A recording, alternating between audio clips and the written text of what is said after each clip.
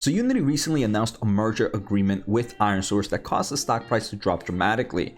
And I actually did a video before where I take a closer look at more of a top level overview of the agreement. Now, for those not familiar, Unity is actually one of my top holdings in my portfolio. So as an investor, I need to feel comfortable understanding what's going on right here. So I actually want to do 3 episodes. The first episode, like I mentioned, was more of an overview of the agreement. This episode that I'm doing now is taking a closer look at the financial numbers and the fundamentals of ironSource for me to see if Unity might be overpaying or underpaying for the stock. Finally, the next episode, I want to take a closer look at a presentation that management released, which is roughly 45 to an hour long, where they talk a little bit about the synergies and why this acquisition makes sense to their head.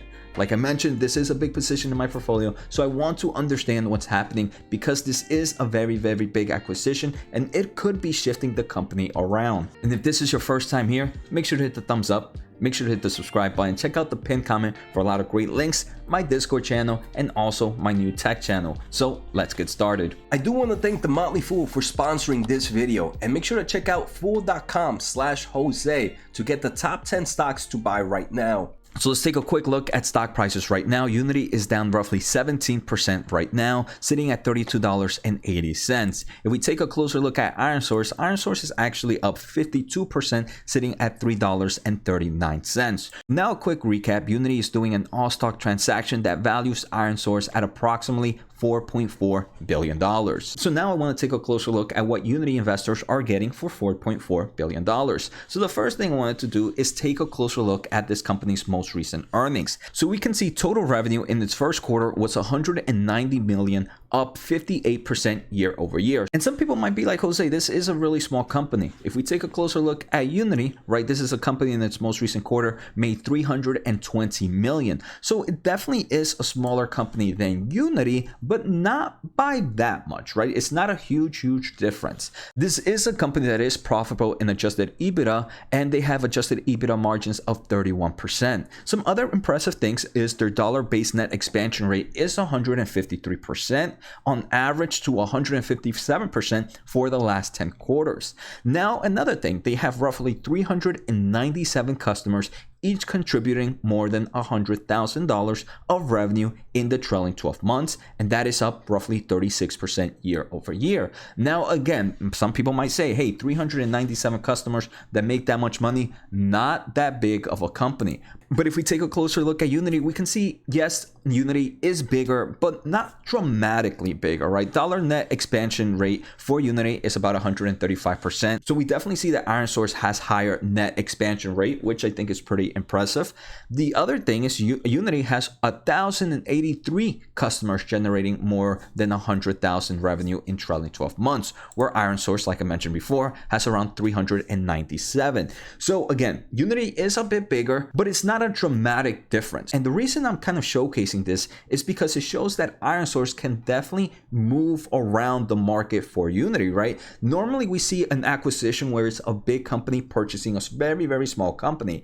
When that happens, right, that small company really doesn't have much of a change in the big company. And here is a little bit different, right? Unity is pretty big, but ironSource definitely has a decent size compared to Unity. So whatever happens with ironSource can definitely affect the overall business in Unity's side. And that's why as an investor, it's very important to understand what's happening. Overall, in forms of fundamentals, what I saw in the first quarter, nothing really scares me. Now, if we take a closer look at the outlook, the company did say that for the second quarter, they expect about a 35% year-over-year growth. And very similar to Unity, they actually had to revise their guidance due to numerous macroeconomics. For the full upcoming fiscal year 2022, ironSource expects revenue of around $750 million to $780 million. That's down a bit compared to its previous guidance, but still represents roughly a 38% year-over-year growth. If we take a closer look at adjusted EBITDA, we can see this is a company that is profitable there, with expecting roughly $230 to $240 million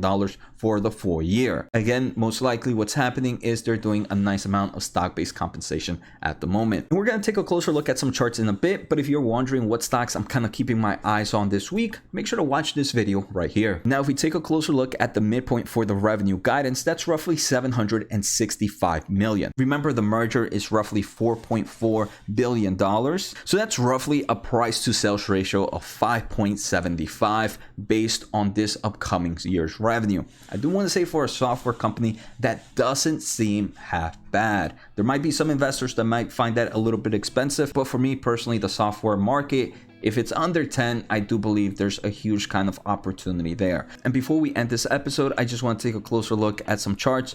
Revenue in trailing 12 months continues to grow. ironSource has actually made more cash flow from operations in its trailing 12 months compared to Unity, and Unity is actually not profitable in EBITDA at the moment. So there are some benefits, right, for this kind of merger. If we take a closer look at ironSource balance sheet, they have roughly $441 million in short-term investments and cash and no debt at the moment, so I am liking that a lot too. And if we take a closer look at quarterly year-over-year growth, this is a company in the past few quarters has grown dramatically, and they have gross profit margins of over 78%. In the past few quarters, it's actually been over 80%, so I am liking this in forms of numbers. So as a Unity investor right now, the numbers and the kind of acquisition purchasing price does not scare me one bit.